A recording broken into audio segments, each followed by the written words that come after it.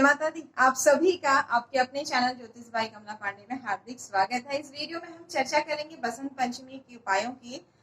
विद्यार्थियों के लिए, संगीतज्ञों के लिए, कला प्रेमियों के लिए ये दिन विशेष होता है। उनके लिए ही क्यों, आपके लिए और मेरे लिए भी ये दिन विशेष है, क्योंकि हम सभी को माँ सरस्वती की कृपा जरूरी चाहिए। अगर माँ लक्ष्मी आ भी जाए तो उन्हें स्थिर करने के लिए कुशाग्र बुद्धि चाहिए, यानी कि माँ सरस्वती का आपको विशेष आशीर्वाद चाहिए।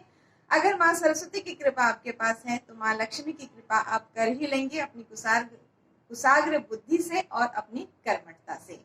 यहाँ हम कुछ छोटे छोटे उपायों की बात करेंगे। विशेषकर बहुत सारी माओं की कंप्लेन होती है, बच्चा याद तो कर लेता है लेकिन लिखने से जी चुराता है, या फिर उसे लिखने में प्रॉब्लम होती है, वो अपना पेपर कंप्लीट नहीं कर पाता है। उसे आता तो है लेकिन एग्जाम में उसकी स्पीड या लिखने के आलस्य की वजह से, कामचोरी कुछ बच्चे करते हैं, लिखना नहीं चाहते हैं, उनको प्रैक्टिस नहीं रहती है, इस वजह से उन्हें दिक्कत आती। तो इसके लिए क्या उपाय इस दिन विशेष करें, इसकी चर्चा करेंगे। क्या वाणी बहुत कटु हो गई है, इसके लिए हम उपायों की चर्चा करेंगे। इससे पहले उन सभी भाई बहनों का, मित्रों का तहे दिल से शुक्रिया अदा करते हैं जिन्होंने वीडियोस को लाइक किया है, शेयर किया और सुंदर सुंदर कमेंट किए हैं। इस दिन आपको सुबह स्नान आदि क्रियाओं से निवृत्त होकर के माँ सरस्वती का एक चौकी पर पीले आसन में, आप अगर आपके पास फोटो है तो फोटो, मूर्ति है तो मूर्ति, उसको स्थापित करना चाहिए।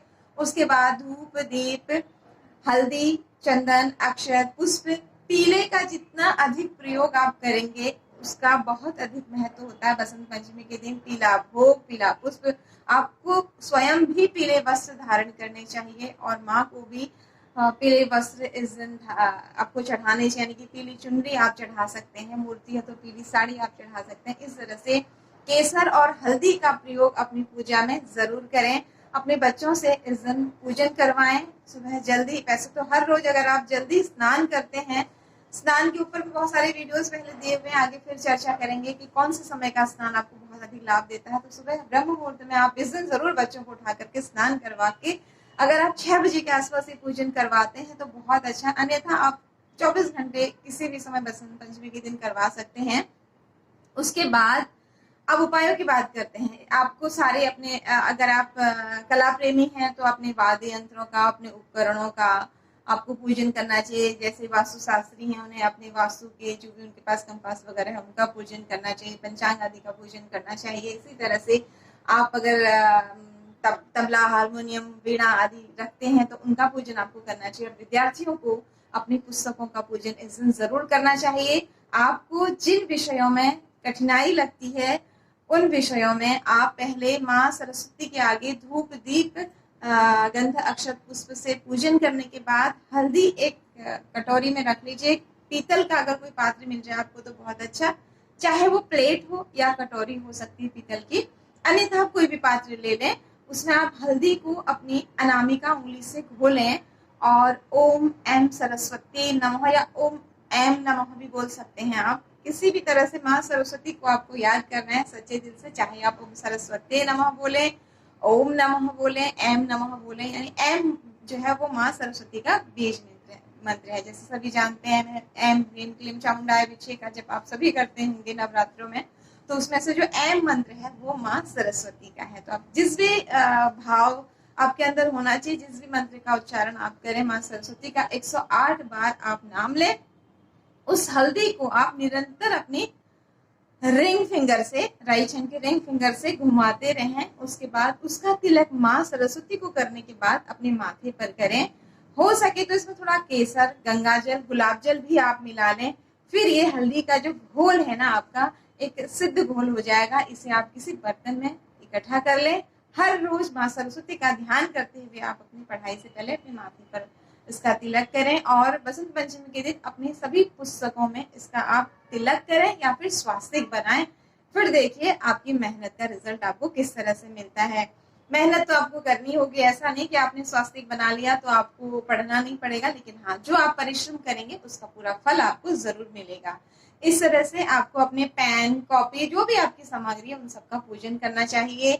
माओ को इस दिन बच्चों को सुंदर सुंदर से गिफ्ट देने चाहिए। जैसे वीणा आप दे सकती हैं, अगर आपके बच्चे के पास सरस्वती का फोटो नहीं है, छोटी सी मूर्ति नहीं है, वो आप उनको दे सकते हैं उनके कमरे में स्थापित करने के लिए। लेकिन जहां पर वो सरस्वती की फोटो मूर्ति अपनी स्टडी टेबल पर रखेंगे, ध्यान दें वहां पर फिर वो खाना ना खाएं। वैसे तो पढ़ते समय कभी भी जूठे मुंह नहीं पढ़ना चाहिए, क्योंकि शिक्षा ग्रहण करना, अध्ययन करना एक तप ही होता है, ये तपश्चर्या से कम नहीं होता है। तो जब भी आप अध्ययन करें उस समय आप हाथ मुंह धो करके ही आपको पढ़ने बैठना चाहिए। ऐसा नहीं कि आप खा भी रहे हैं पढ़ भी रहे हैं, इस तरह से आप सरस्वती की विशेष कृपा नहीं पाएंगे। लेकिन अगर आप अपनी स्टडी टेबल पर माँ सरस्वती का फोटो या मूर्ति रखना है तो फिर तो बहुत सावधानी रखें कि वहां पर आप अपने जूठे पात्र भी ना रखें। आपने चाय कॉफी कुछ पी, दूध पिया और वहीं पर जूठा गिलास रख दिया, फिर आपको सावधानी भी रखनी चाहिए। इस तरह से तो आपको विशेष लाभ होगा।